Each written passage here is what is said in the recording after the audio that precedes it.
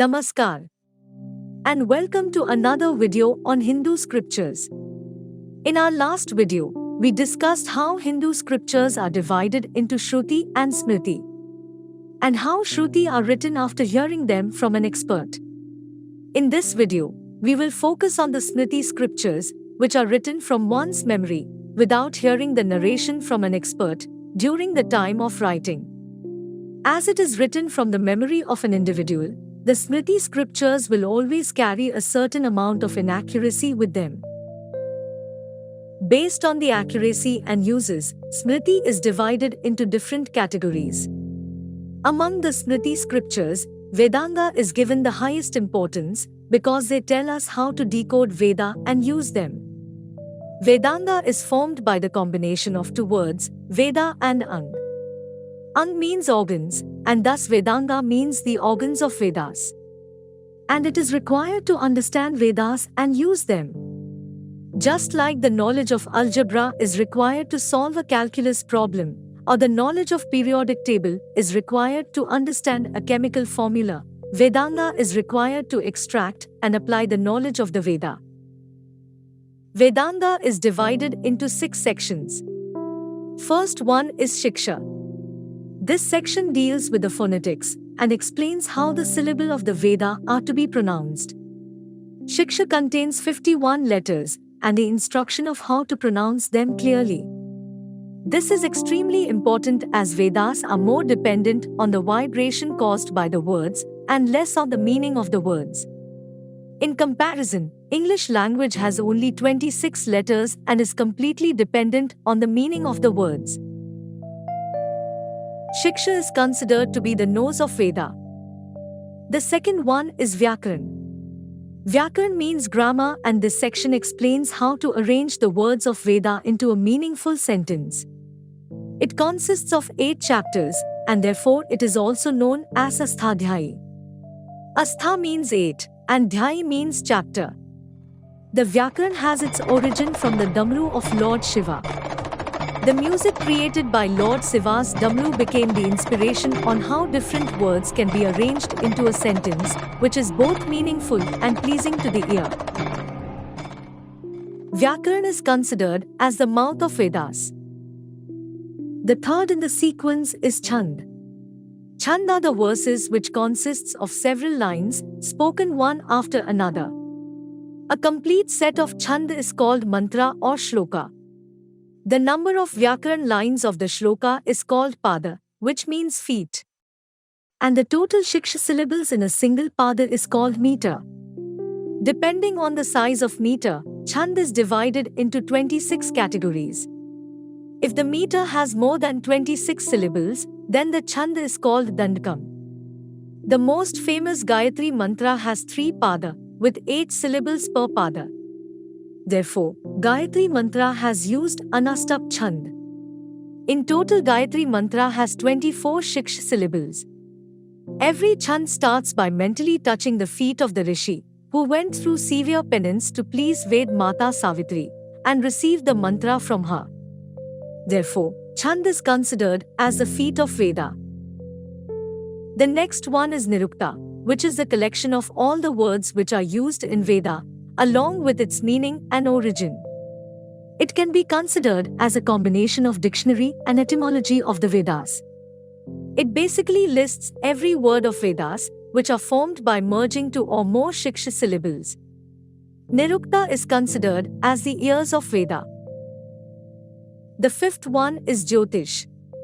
This deals with Vedic astrology and explains how to calculate the favorable time for performing Vedic rituals by observing the position of the heavenly bodies. This requires an advanced level of mathematical calculation, and as a result, Vedic maths is invented. From Jyotish, 3 branches called Skand are derived.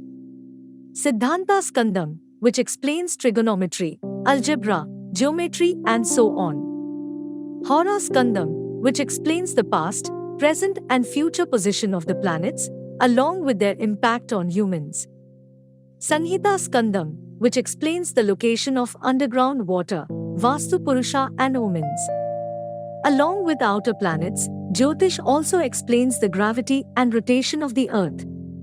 Some of the scholars of Jyotish include Arya Bhatt and Varamihir. Jyotish is considered as the eyes of the Veda. The final part of the Vedanga is called Kalpa. Kalpa is the manual on how the previous 5 Vedangas can be applied to get a successful result. They are the practical version of the Brahmanas and are divided into 4 parts. The first one is Shrota Sutra. This is the manual on how a temple priest should perform a Vedic ritual targeting the heavenly bodies. Like performing a Maharudrabhishek puja is Shrota Sutra. The second one is Grihya Sutra, which is the manual targeted towards a civilian. Like the rice-eating ceremony of a child. The third one is Dharma Sutra. This is the manual on how to perform social duties. Like a king should be strict while a sadhu has to be pure. The final one is Shulba Sutra, which explains the architecture behind the creation of Hindu altars. Kalpa is considered as the hands of Veda, and almost all the rituals are conducted by reading the Kalpa manual. Since these Vedangas are preserved through practices, they are most accurate and are given highest position among the Smriti scriptures. Next is the Purans, that explain the events which have happened in the past. As Hinduism deals with knowledge, which can be traced to a time even prior to the creation of the universe, the events are countless. And therefore, multiple scriptures are required to explain these events. However, we need to first understand that the original writings of Ved Vyas are long lost in history. And what we are reading now are the duplicates, which were written over and over again. And as the scriptures are written from the memory, the writer categorized them into groups based on the accuracy. The Purans whose contents were remembered accurately are categorized as Sattvic. The Purans whose contents were remembered moderately are categorized as Rajasic. The Purans whose contents were remembered slightly are categorized as Tamasic. Hence, when a particular event is mentioned differently into different scriptures, then the event mentioned in the scripture falling under Rajasic will be preferred over Tamasic. An event falling under Sattvic will be preferred over Rajasic and Tamasic. When an event is mentioned differently into scriptures which comes under the same category, then the spiritual superiority of the commentator is used to decide which one will be preferred. That is because a person tends to remember the words of a superior being more than the words of an ordinary being. Among all the commentators in the Purans, Lord Vishnu's interaction with Narad and Sri Krishna interaction with Arjun is considered to be the most superior. These Purans are highly popular and are considered the most accurate. They are Devi Bhagavatam, which is part of Bhagavad Puran, and Bhagavad Gita, which is a part of Mahabharata. These are the scriptures which explain the events that happened on our own planet. As it happened locally, they are extremely popular among the civilians. These are called Itihas and are so popular that multiple versions are available in a variety of languages. They are Ramayana, the life of Lord Ram, and Mahabharata, the events leading to the Kurukshetra war. The original Ramayana and Mahabharata is long lost, but they are recreated by the civilians by performing the act on the stage. As the process entertains the civilian, these Itihas ended up becoming more popular than the Purans. But since the act is made to entertain people, the script is modified to keep the audience interested. Therefore, these Itihas are kept at a lower level than the Purans in terms of accuracy. Among the two Itihas, Ramayana is more popular than the Mahabharata and has more versions than the Mahabharata. However, with the higher number of versions, the higher are the contradiction between them. That's because the scriptures were written from the memory of the place, which has been modified according to their audience's interests. If the audience are interested in melodrama, then their Ramayana shows Ram as a human. If the audience consists of devotees, then their Ramayana shows Sri Ram as a god. Every region has its own version. Like we have Ramavatara Charita from Kashmir and Bhavarth Ramayan from Maharashtra, Kotha Ramayan from Assam and Kamba Ramayanam from Tamil Nadu, Gobind Ramayan from Punjab and Krittivasi Ramayan from Bengal, and so on. Also, different versions of Ramayan can be found outside India, like Cambodia, Thailand, Laos, Myanmar, Malaysia, Indonesia, Philippines, Nepal, Tibet, and Portugal. Even recently, at the end of 2015, researchers managed to find a 6th century Ramayan in Kolkata while searching for missing manuscript for Vanhi Puran. This 6th century old Vanhi Ramayan is much older and different from the Krittivasi Ramayan written by Bengal's poet Krittivas in the 15th century. This explains how Itihas books are available throughout the history, but they vary from one another according to their targeted audience. In the same way, Mahabharata also has different versions of plays, and all are modified according to their audience's interests. However, there is a part in Mahabharata where Sri Krishna cites Gita. This small dialogue is considered to be the most important scripture in Hinduism and is recited by almost all the sages. Adding to the fact that the dialogue is way smaller than any other scripture, it can always be remembered with almost 100% accuracy. Hence, this dialogue, called Bhagavad Gita, is most worshipped scripture, and every Hindu takes oath on this Gita, ahead of the Vedas. Next in the line of Smriti scriptures is Sangam. Sangam are the local traditions, which are passed on by generations. These were not formally written, but got passed on through periodical practice. Now many will wonder, how come something which was never written can be part of a religion? The thing is that Hinduism was never a religion to start with. Rather, it was a way of living. And thus, these unwritten traditions also form a part of Hinduism. The tradition of how an ordinary citizen becomes a Naga sadhu, or the tradition of the Odisha's king sweeping the floor of Lord Jagannath. All these come under Sangam traditions. Each and every tribe has their own Sangam traditions. Ideally, Sangam traditions should have been kept higher in accuracy table, given the fact that Sangam are preserving the knowledge through regular practices. Then, why do these Sangam traditions rank so low on accuracy? The answer lies in the fact that the village elders can make changes in the traditions to mitigate certain challenges. But if the changes are not reverted after the need is over, then the change in traditions becomes permanent. As the followers keep on following the changed tradition, which is not in line with the original ones. Therefore, Sangam traditions are ranked very low on accuracy. The accuracy of Sangam can be observed on the Sikh traditions. Sikhism was started as a Hindu bhakti movement, with the preacher being called as Sikh Guru. Sri Krishna, the chief god, is referred to as Vaheguru. And the chief temple was the Hari Mandir, which is now known as Golden Temple. The first 4 Sikh Guru were chosen among the Hindu disciples to lead the bhakti movement, while the rest of the Sikh Gurus were chosen from the family of the predecessor. However, things changed after the 5th Guru was executed by the Mughals. That watershed moment transformed the Gurus and they went into a war with Islam. The followers, who were Hindus, sent their eldest son to fight for the Sikh Gurus.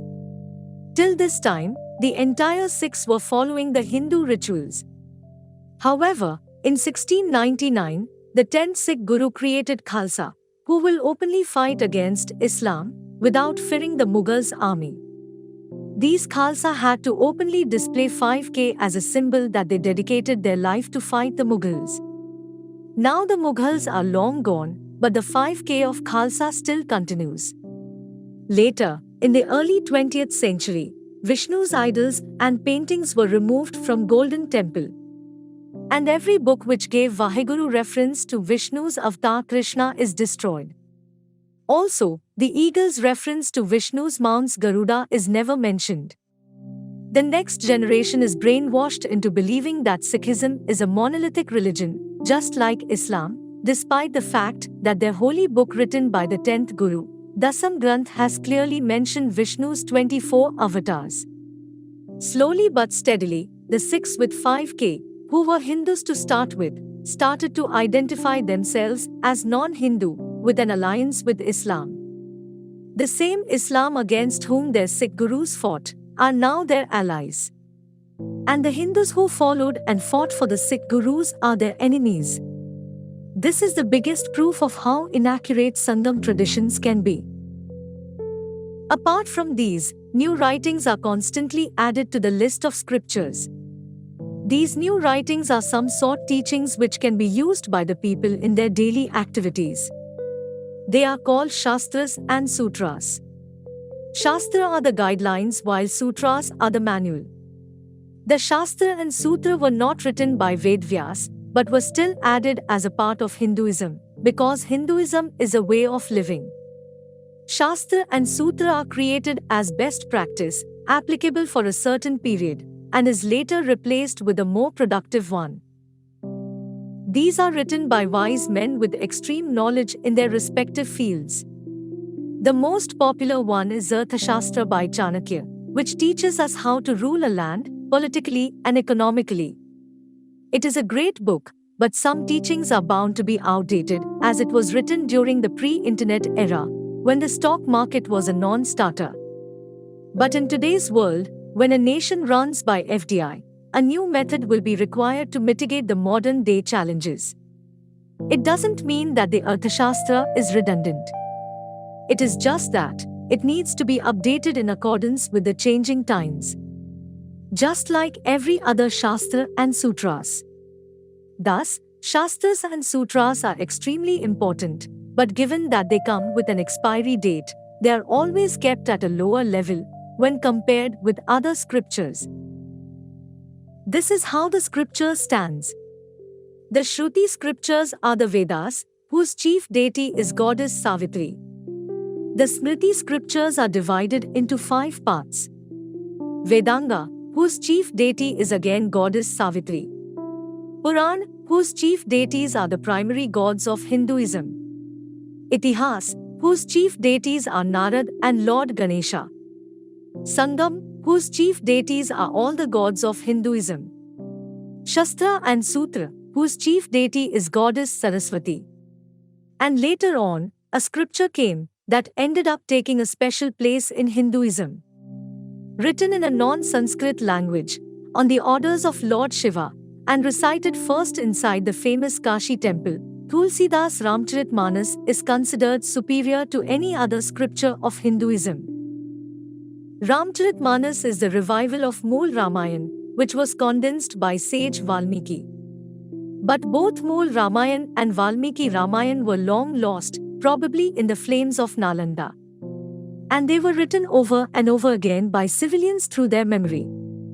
However, Tulsidas studied the Ramayan from a sage who is from the line of sages whose job was to memorize the original Ramayan. Tulsidas then wrote the original version of Ramayan in the local language, which was popularly known as Ramcharitmanas. Many people still considered Valmiki Ramayan as the original ones, without knowing that the writings which we are calling as Valmiki Ramayan are not the actual writings of Valmiki, but of some civilian who wrote it with his memory. But Ramcharitmanas writings can still be accessed, as the original handwritten manuscripts are still available in Tulsi temple at Chitrakoot. Because the writings can be verified to have come from a sage like Tulsidas, the Vedic scholars always recite Ramcharitmanas on puja occasion.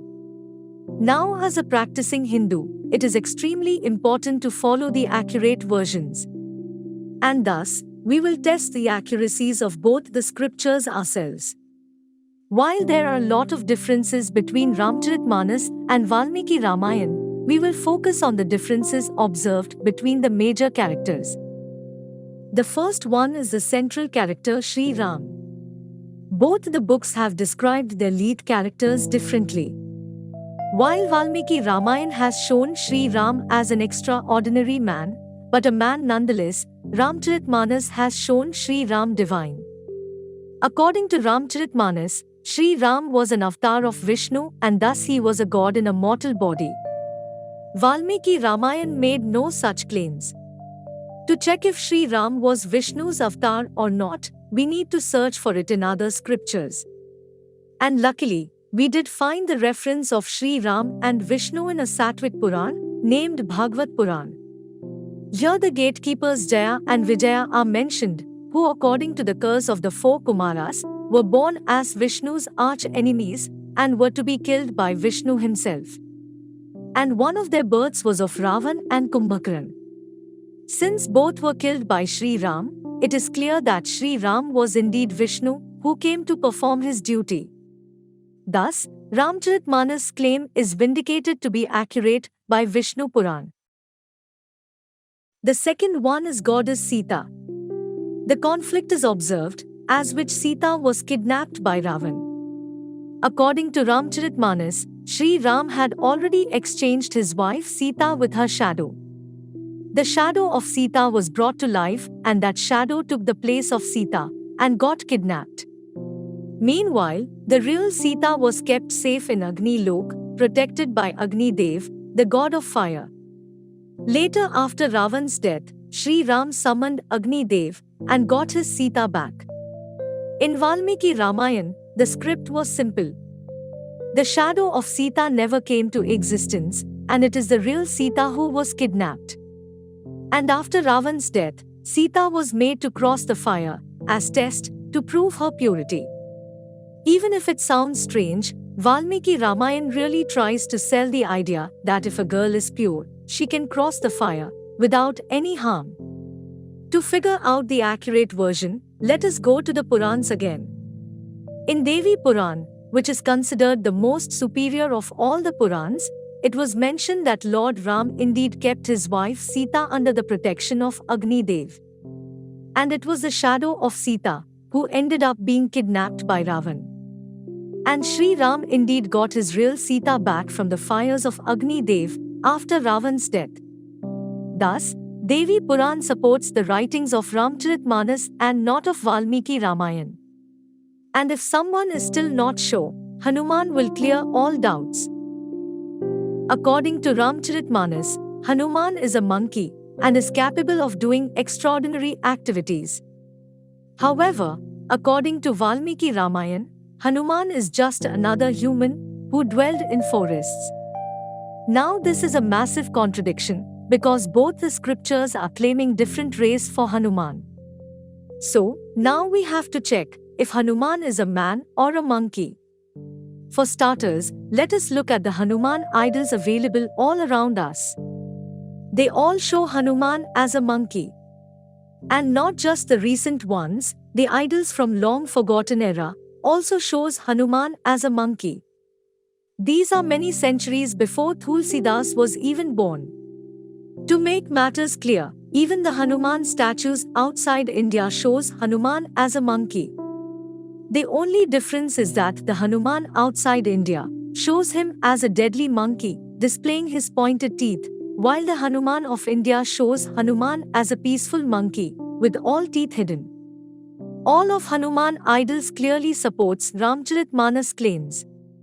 And if we proceed to read Valmiki Ramayan further, we come to Lanka Dahan episode, where it is clearly written that the tail of Hanuman was set on fire.